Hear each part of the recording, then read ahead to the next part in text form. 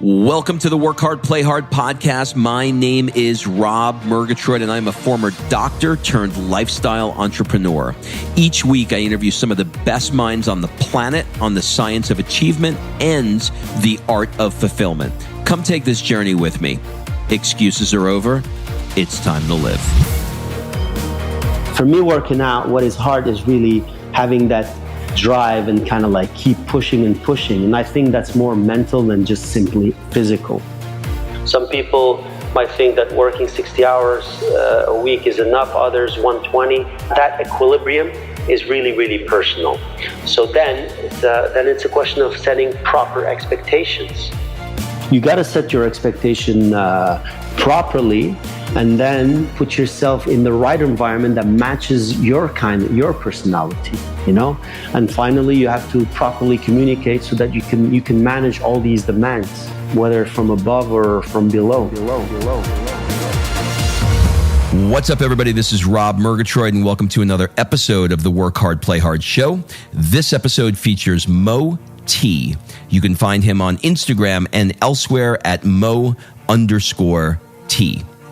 So this episode is going to be a departure from my normal format. Here's the deal. About 3 years ago, Kim and I were playing on the beach in Greece with Sophia. And up walks this ridiculously handsome guy with an even better body and starts playing catch with Sophia. And he's one of these guys that just has this like electricity about him. He like draws you in, you know those people, right? He's one of them. So after a few minutes of talking with him, I became fascinated with how he's living life to the fullest. In all these interviews that I do, the entrepreneurs have the work hard part of their life down pat. They own it.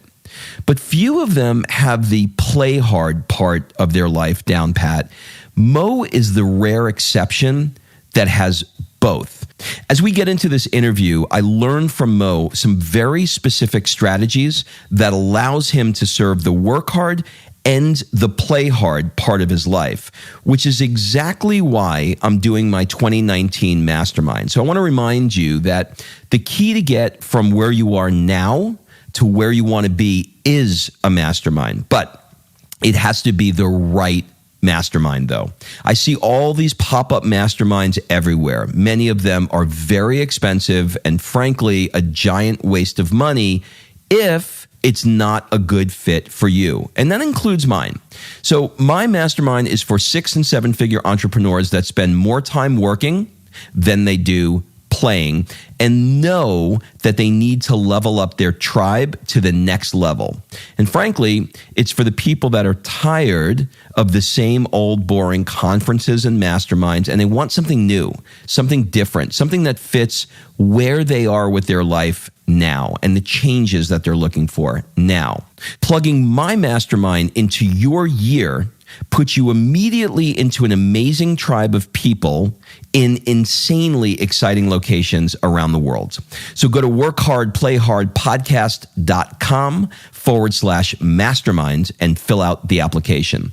I've had the biggest personal and business breakthroughs when I'm having unique experiences around the world with a cool tribe that levels up my game, period, full stop. That's how I've made the biggest changes.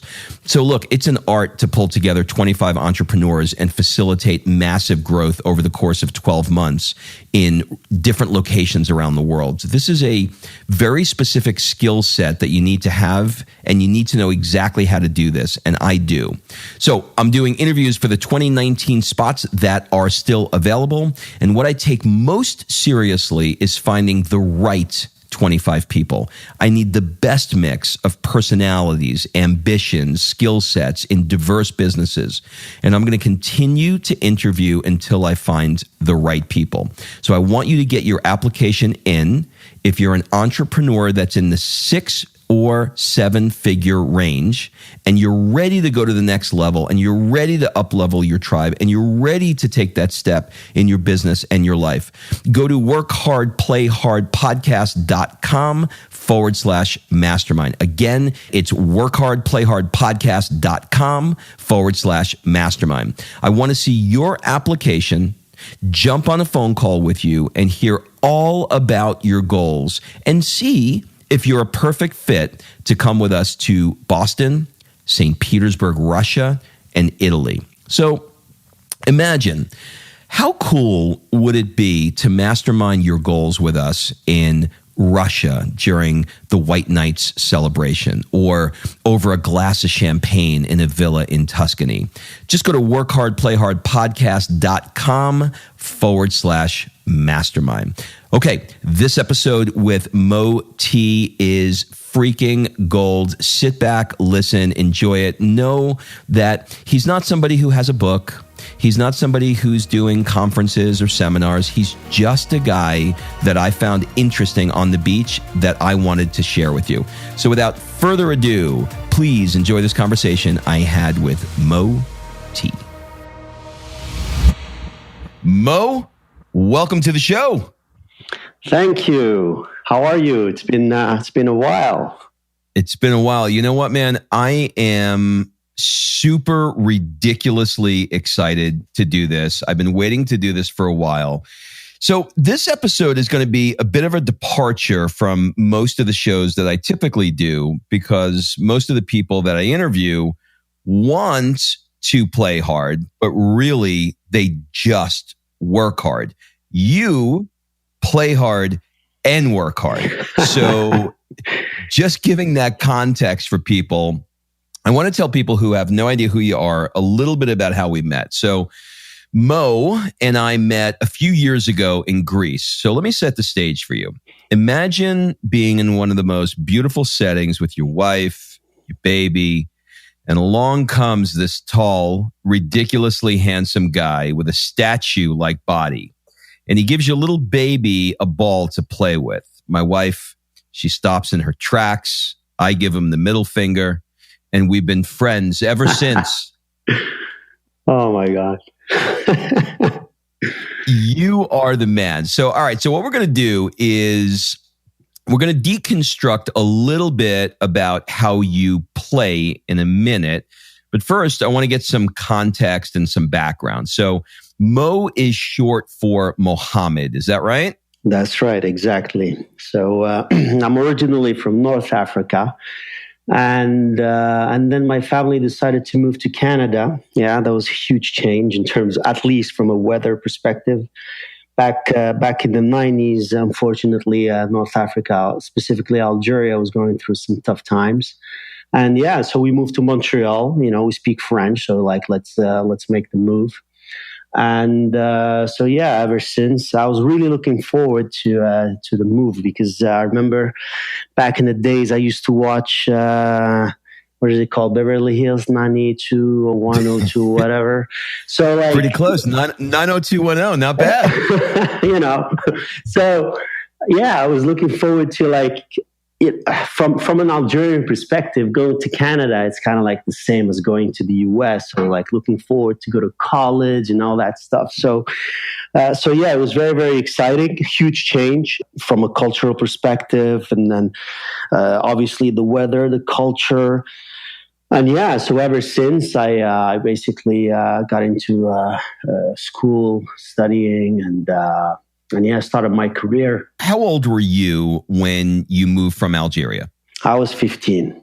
Okay, so you were already a teenager. All right. So what sort of things did you do with your parents when you were, let's say, 10 to 15 years old in Algeria? Just to give people a perspective. Yeah, things that I would be doing with my family. Well, my mom was a flight attendant, so whenever we would have a chance to go and travel, go to Europe, Paris, used to go to Geneva a lot. Interestingly, I don't know why, but like my uncle used to send me there a lot. There was a lot of beach activities, you know. Basically, as a Mediterranean country, was the beach culture is definitely, I would say, if I close my eyes and think about my childhood, it's definitely the hot sand and the salty water and the food that my mom would prepare, you know. So, yeah, these are the kind of activities. The other activity, which I didn't like that much, was going to the supermarket, the souk, as we call.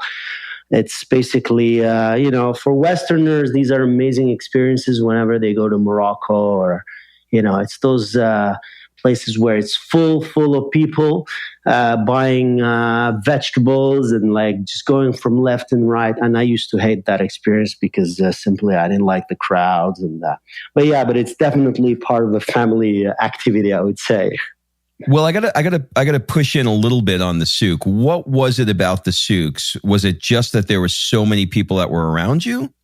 Yeah, it's just I was just not interested in buying potatoes and vegetables yeah, I mean, so many people go left and then wait. And to be honest, I think this is a very similar kind of feel. When I think about it now, it was the same feel when I would go with my girlfriend, even in Montreal, and go shopping. I think that's the issue. It's not the souk itself. It's going shopping with other people when you're not shopping yourself, and you just have to sit there and wait. And I think that was the main issue. So it was just It was boring. I get it. I get it. Yeah, my friend Darren, who you know, he calls it the man chair. Whenever he goes shopping, he looks for the man chair.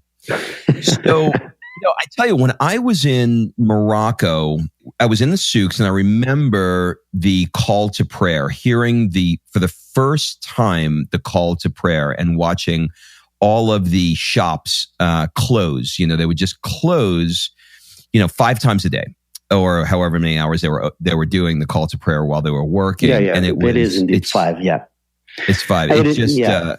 It was so scary. It was like, I hate to use the word scary, but it felt scary to me. No, definitely. I mean, I would say, the Muslim world is more, I would say, attached to religion. It's more present in the daily life. So yeah, as a Westerner, you get there and like, whoa, what's going on, And me, like, I can see both cultures, I spent 15 years in Algeria and then 15 in Canada. And yeah, it's kind of like I can see both perspectives. And when I go back to Algeria, I'm also kind of not shocked, but like I realize I'm like, whoa, they mention the word God much more often than what we do. Like in Canada, it's just there. It's kind of like automatic. So yeah, the same thing for the prayer, And now I live in Istanbul actually, and it's the same thing. Though the shops here, they don't close. Maybe like Friday. Basically, the Friday prayer is very special, But other than that, they keep businesses open. In what ways do you feel connected to the Algerian culture? That's a very good question. 15 years is enough time to kind of like develop ties with the culture. And then, interestingly, I also spent another 15 in Canada. I left Canada afterwards, But definitely, I feel a connection to Algeria. But I think it's more of a Mediterranean, North African, I would say, like, do I consider myself Algerian? Or do I consider myself African? Or do I consider myself Mediterranean? Or do I consider myself a Muslim, So these are like all different angles where I could see myself. And I think in the end, it's I see myself more of a Mediterranean. So that's how Algerian I see myself, And when I say Mediterranean, it's about the culture of like being with people, sitting down and have a coffee and chat for hours or have long, dinners. And it's a very people-oriented culture, I would say. Yeah, for sure. What did you think you were going to be in high school? I was thinking of becoming a pilot. And that was because my mom was a flight attendant. My stepfather was a pilot. And we lived in this kind of like compound that was just basically full of people employed by the Algerian airlines. So my world was just about, the Algerian airlines, and it was about pilot, and everybody was just kind of linked to that company in a way. So it was a natural tendency for me to think that I would be a pilot one day.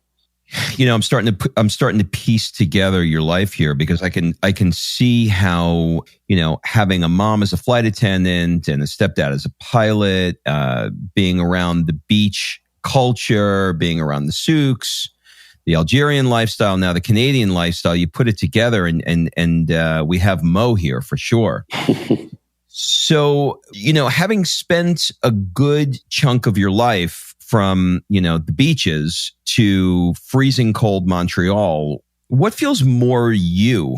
Being Canadian or being Algerian? In other words, which one feels more home? Maybe that's a better way to put it.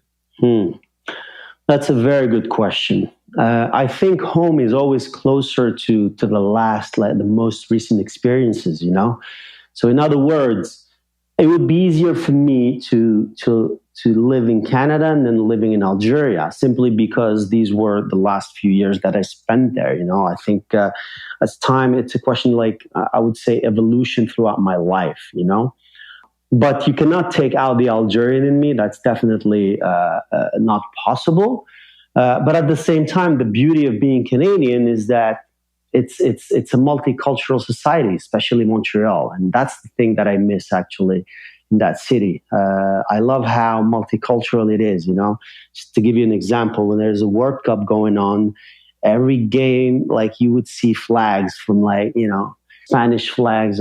Another day we'll see the Italians, and it's so multicultural. And this is kind of similar, I would say, to New York. And I actually spent half a year in New York, which I loved. And I loved particularly that multicultural side of it. So long story short, as an Algerian living in Montreal, it was kind of like some sort of... I didn't have to become fully Canadian, because being Canadian is also about being different, and that was the beauty of it. You get to Montreal and you're accepted as it's so multicultural. You are accepted as a Canadian, as a Montrealer, even though you have a different background. I love Montreal. I spent quite a bit of time there because I grew up in Queens in New York, and it wasn't that far, So we'd go and stay at a place called the Chateau Frontenac. You familiar with that? Yeah. It's been a while. Definitely, Chateau Frontenac, it does ring a bell.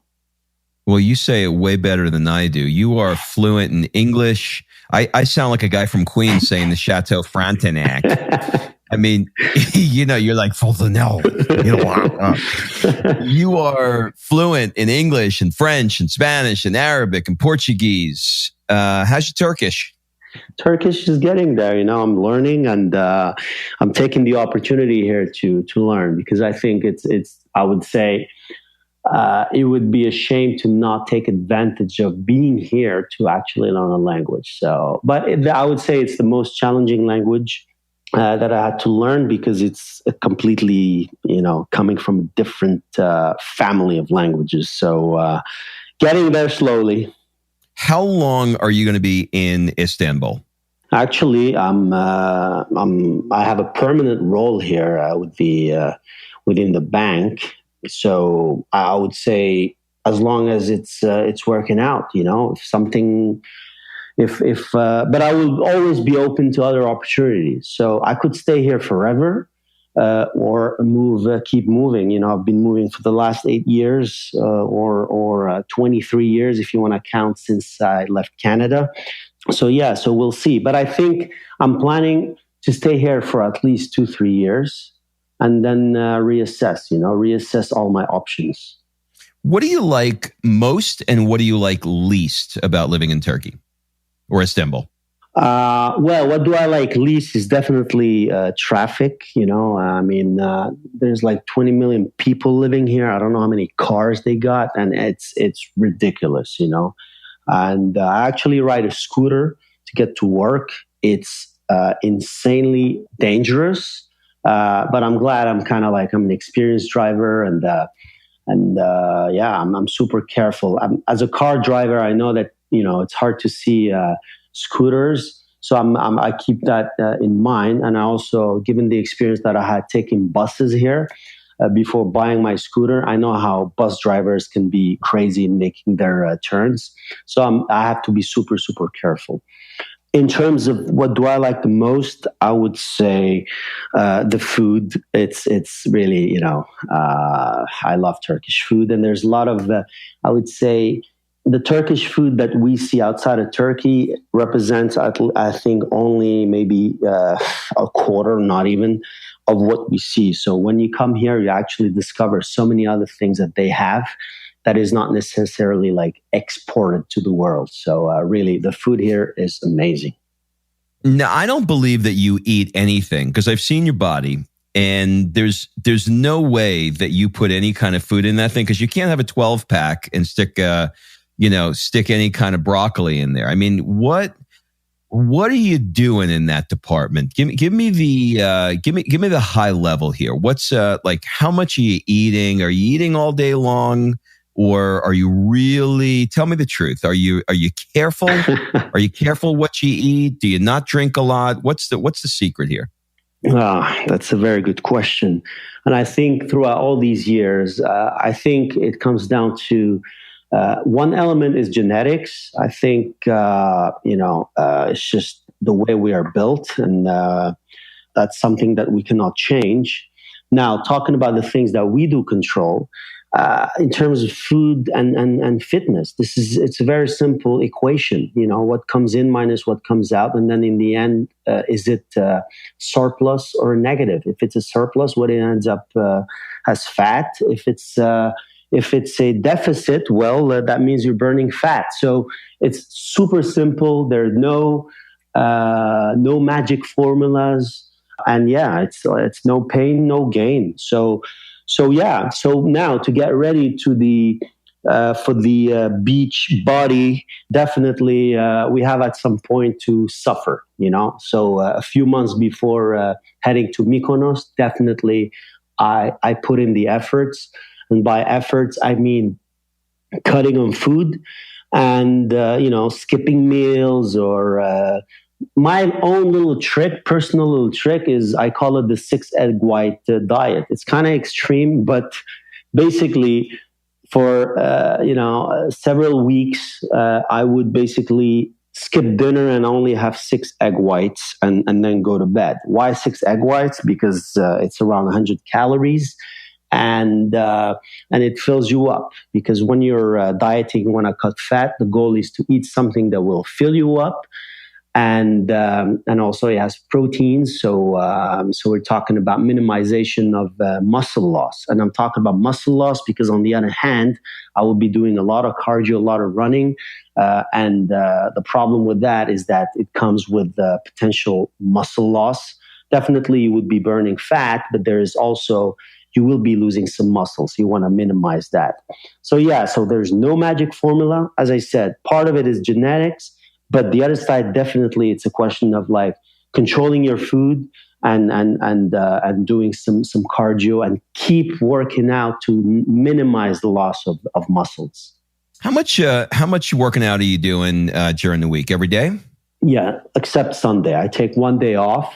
But I work out 6 days a week. Sometimes I do it twice. But when I say twice, it's like I work out in the morning and then I go back after work.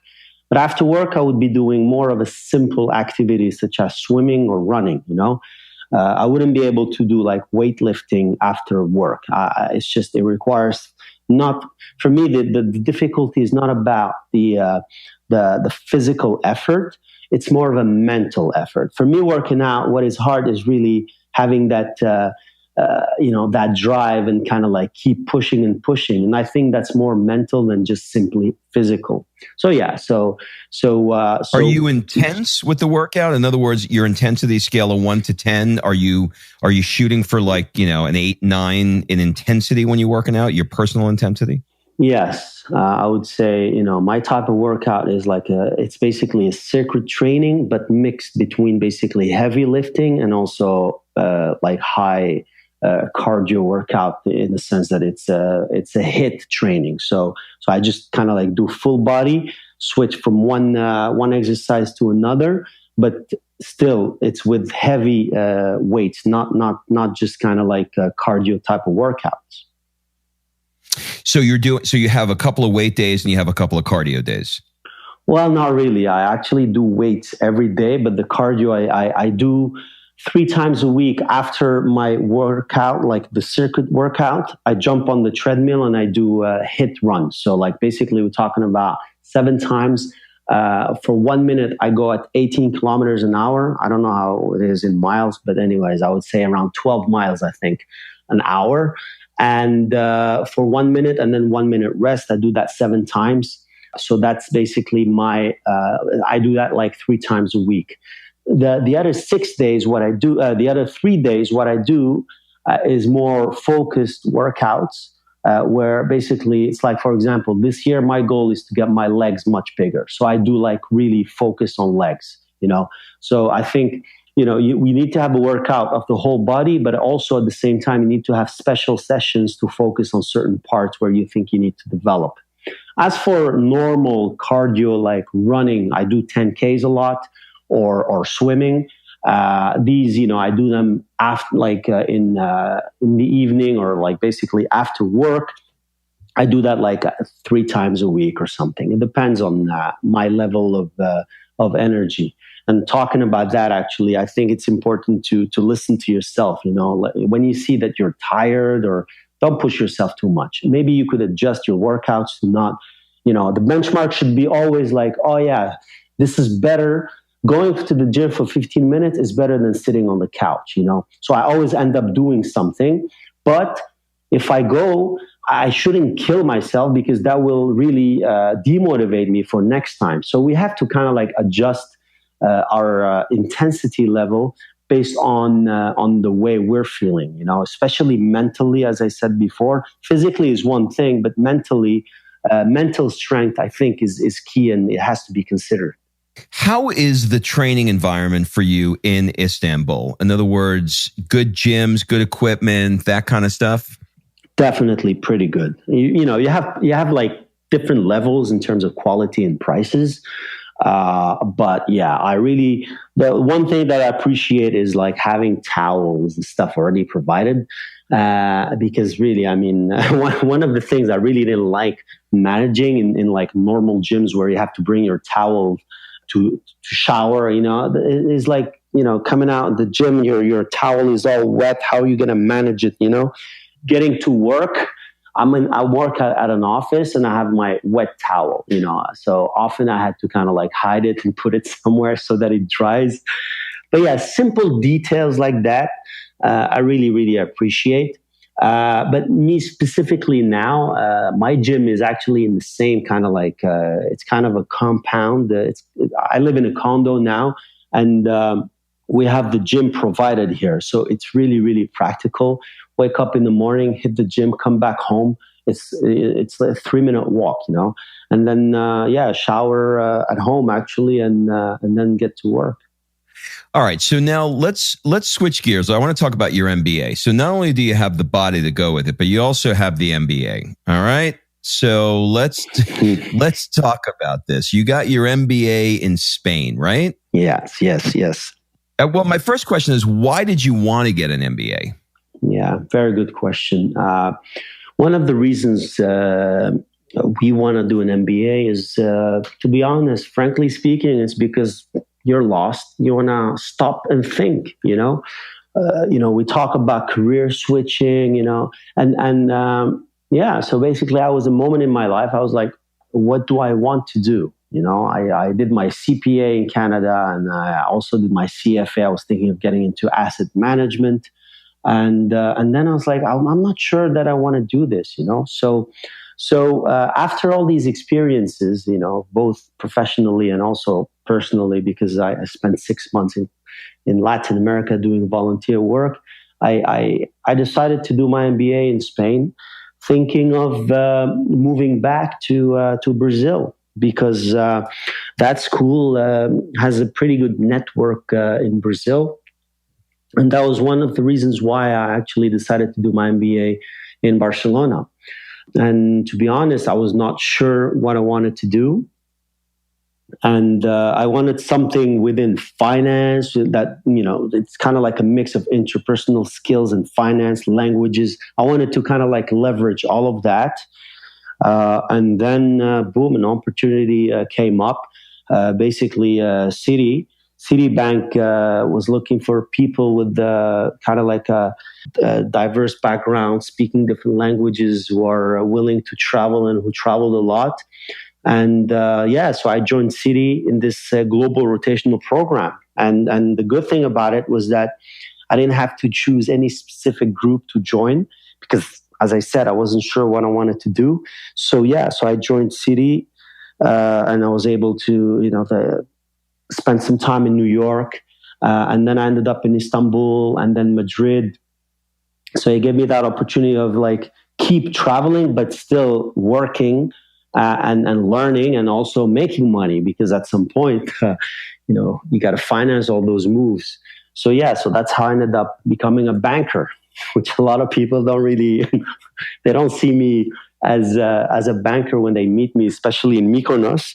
But that's the truth. Well, you've got two sides to your life. Apparently, you got your you've got your viral video dancing in first class with your model friend's side, and then and by the way, if you guys have not followed him on Instagram, I strongly recommend. I will watch sometimes, just for the people listening. Sometimes he will video the ceiling of a nightclub that he's at, and somehow my wife and I are fascinated by that. And I cannot figure out his art, but somehow his art comes through his Instagram. So I recommend that you check it out.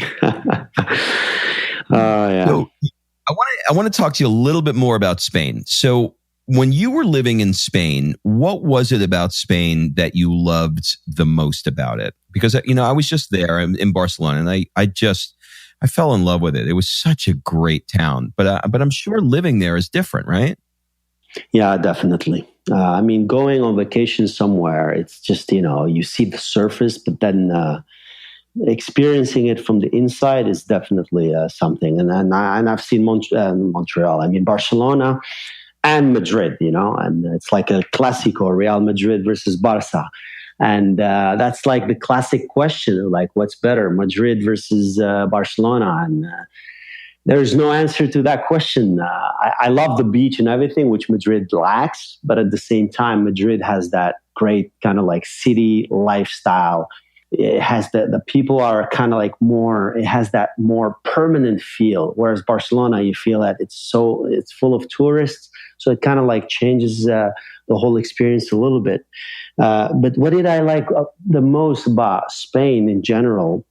It's basically, as I told you before, I'm a Mediterranean, and that's something that always stayed with me. Even though I left Algeria, I was 15, and I spent 15 years in Montreal, my Mediterranean side, was still there.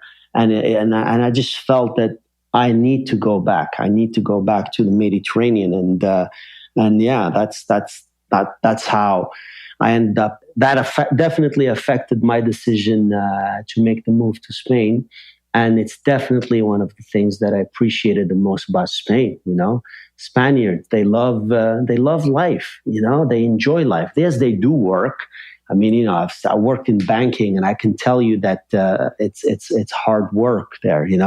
But at the same time, they enjoy life. Outside of work, they like spending time with the family and the friends, and as I said, those long lunches and or dinners, having a drink with your pal and just discussing and chilling by on the terrace, and obviously enjoying the sunshine. Definitely, it's something that I really, really, really appreciated. The sun, and also people saying good morning to you. They don't know you. You get to the elevator and they say good morning. It's part of the culture. It would be rude to not say good morning to the person you're with on the elevator. Definitely, I'll never forget that experience. And who knows, maybe I'll go back. Well, all things being equal, if you made the same money and, you were with the same company, if you had to choose now between Istanbul or Spain, or let's say Turkey and Spain, where would you live? It's a tough question because one of the elements that affect this whole question or the equation is your friends, your close friends. And as you mentioned before, my model friend, as you call him, he lives here in Istanbul. And when I was living in Spain, of course, I knew a lot of people. I have a lot of friends, especially doing business school in Barcelona. It meant that I knew a lot of people who lived in Madrid. But knowing a lot of people doesn't mean that these are the people you would be hanging out on a weekly basis. And these friends, they live here in Istanbul. I met them when I was here on rotation a few years ago. So yeah, I mean, in the end, I think to answer that question, the question is not about the country itself. But if you tell me I would move my friends to Spain, and also I would change the music. I need to talk about the music in Spain. I love house music, as you know. And in Spain, David Guetta and also the reggaeton is very, very, very popular in the nightlife. So if you can change these two elements, my friends, and putting more house music, I would definitely go for Spain. This is such a great conversation. So I want to talk about lifestyle for a bit. You have by far the most fun life that I've ever seen. So there's people on Instagram that have a fun life, but then they're really sitting behind a computer. But then there's the other people like you who actually capture what they do on Instagram, proving that they really do have a fun life. And I've been on both sides of that with you. I've seen it in person and I've seen it on Instagram. And I will tell you that you work hard and you play hard. You know, you've got amazing friends, you travel the world. Like I said earlier, your dancing videos on airplanes have now gone viral. How have you always prioritized fun like this? Or was it something that came from you, or did your parents teach you the value of having fun? I think it comes from the inside, from you. But at the same time, your family is the one that kind of like encourages you, or at least allows you to do that. So they don't set you limits on the one hand. And then the question is, do they encourage you? And I remember as a kid, my family used to always encourage me to dance, So obviously they saw me dancing as a kid because that just came from me. But then at the same time, they saw that and they were encouraging me, and I would say my source of the whole dancing world for me was Michael Jackson, at the time, even till now, and people kind of like recognize some Michael Jackson moves that sometimes I do. So yeah, I always remember my family pushing me to dance. And I think that's definitely, now talking about dancing as in coming from me, I think that came from my mother. So I think part of it is some sort of like genetic. And I know my mom always loves, has always shown me that love for music and dancing. And apparently that's how she met my father. They were apparently dancing on a table back in the days in Algeria, in the summer beach. And yeah, so I think that's the source. Wow, I'm really piecing this together now. I just made a note. Dancing on the table from mom. I love it. All right. So a lot of people get super stressed when it comes to achieving their goals in life. And you seem to have a much more laid back way about it, but still have amazing accomplishments under your belt. How do you think about the work-life balance? It's definitely, sometimes it is challenging. I think work-life balance is a question of like, first of all, each person has his or her own balance. So some people might think that working 60 hours a week is enough, others 120. That equilibrium is really, really personal. So then it's a question of setting proper expectations. So if there's a mismatch between what you expect and reality, then definitely you got to make certain decisions and make the change. The other point is a question of setting limits. People keep asking you to do things, and sometimes you have to learn how to say no, or at least to understand, really, is this a priority? When I ask people at work, when do you need this? Most of the time they say as soon as possible. Yeah, but what does that mean? When you have like 10 things on your to-do list, so which one you got to be prioritizing and which one is not? So when you have different bosses to report to, different demands. So really, I think you got to set your expectation properly and then put yourself in the right environment that matches your personality. And finally, you have to properly communicate so that you can manage all these demands, whether from above or from below. When you leave work and you take a trip, like how many times a year now are you going to Mykonos? It seems like you've been there for 3 months. Yeah, Mykonos, I go there twice, and I'm actually going back next weekend, actually. That's good. You are always there. It has something magical. I definitely love that island. I love traveling, discovering the world, but summertime, for me, it's Mykonos time. It's that's also another kind of balance that you can find. People are like, why don't you go discover other islands or other? I'm like, no, I have the 2 months in the year in the summer. I like to enjoy my time in Mykonos, and then I have the rest of the year to go discover other parts of the world. So there's no problem with that. As long as I am happy. And as I said, next weekend, they're closing the island, and some friends are like, yo, Mo, you got to come. We got to close the island together. So I'm like, okay.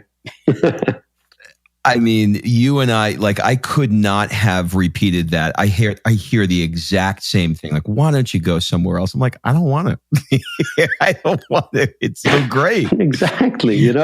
It's when you're fully guaranteed satisfaction. It's like, why do you want me to take a risk? I have other moments, other occasions where I would take the risk. But right now, this is what I want. I know it. And that's it. What are some things that you do, other than going to Mykonos all the time? What are some things that you do that people disagree with or think you're crazy? Taking risks while snowboarding. I love going hors-piste. I'm a risk taker. But I think it's a calculated risk, or maybe this is just my rationalization. But anyway, so yeah, snowboarding, going off-piste, definitely something sometimes people would tell me not to do. Riding my scooter in Istanbul in itself is, there's a lot of people who simply don't agree with that. The other thing, I think the biggest thing that I remember that people didn't agree with me is quitting my job back in the days in Canada and just go to Colombia and Brazil and do volunteer work and just travel. For me, it was the first time that I decided to do something where it was good for me. I believed it was good for me. And my family and close friends did not agree. I had taken many decisions before, but it was with the support of the family. It's like, Mom, I'm doing my CPA. Great. Mom, I'm going to work for a Big Four accounting firm. Great. It's something that is good for me, but at the same time, I got the okay from my mom, but the time that day when I decided to quit my job and go to Colombia, and imagine my mom, she's like, look, we come from an undeveloped country, and you're going to another undeveloped country. This is the thing. Like, to all the immigrants out there, they're gonna understand. It's like immigrant parents, they look for their children, and yeah, they have their own mentalities, and us children of immigrants, we have to deal with that, and I understand the differences in mentalities and kind of like they're, I would say, more risk averse, but at some point you have to say, no, this is for me, and I am sorry if you don't agree. And then a few years later, she told me that was a great decision that I had made. So in the end, really, it was not really that crazy to do what I did. But look, today, that gave me the opportunity to learn so many things, improve my language skills, be able to connect to different people. And now today, professionally speaking, this is valued even within my profession because I work people business. I work with clients and different backgrounds, traveling around, and now I'm using all that craziness. At the time, it was considered craziness. I am using this in my job. Do you think it's because your mom spent the better part of her life in, places that weren't, let's say, as first world as you did, say, in Canada? In other words, you spent you were 15 years old by the time you were living in, Montreal. But for her, she spent the better part of her life in environments that were not as first worldly. So she probably didn't want to keep you in that. Does that make sense?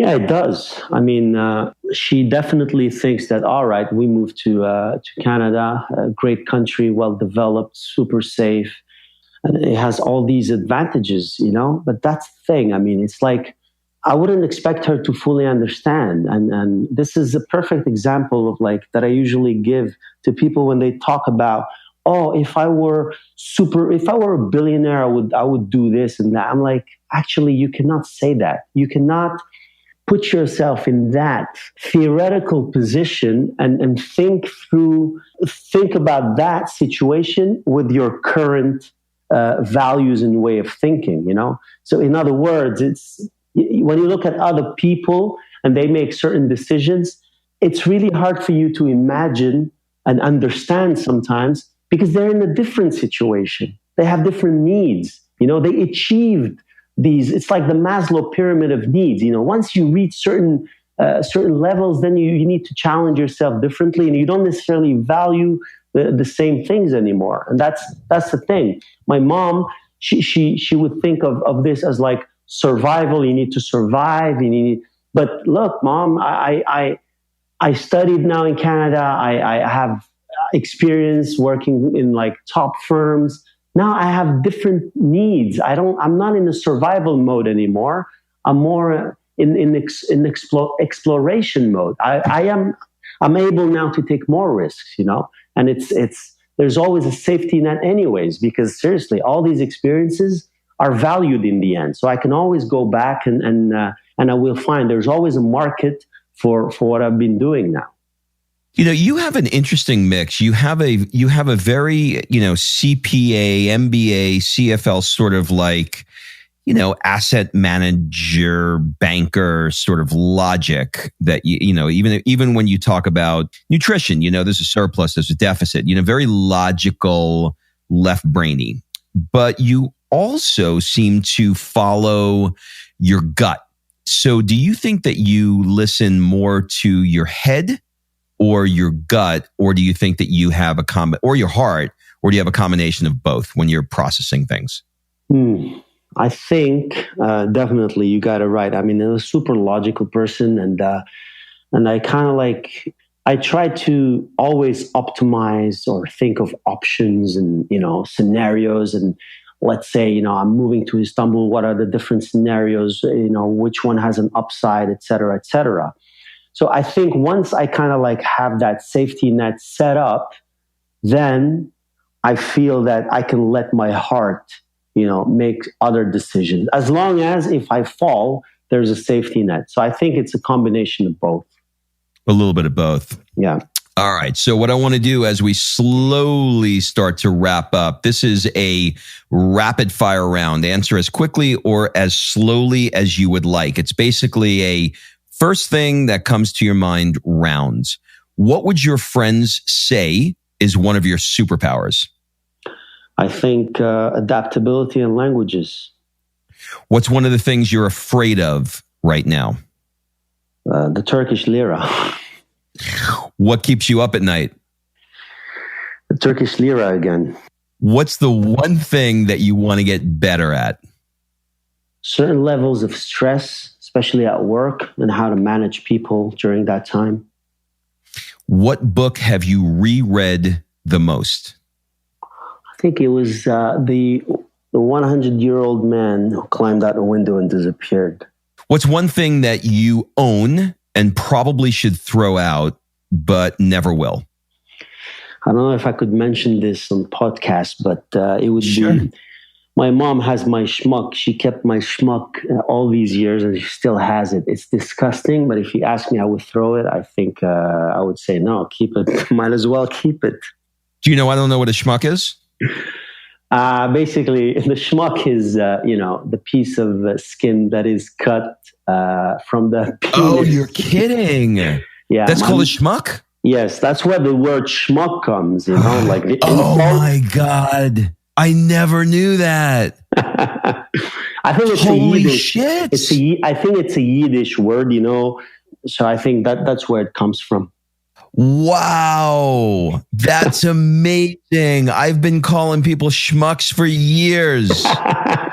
I feel like such an idiot. Wow, that's so cool. Okay, last question. Well, actually, there's two more questions.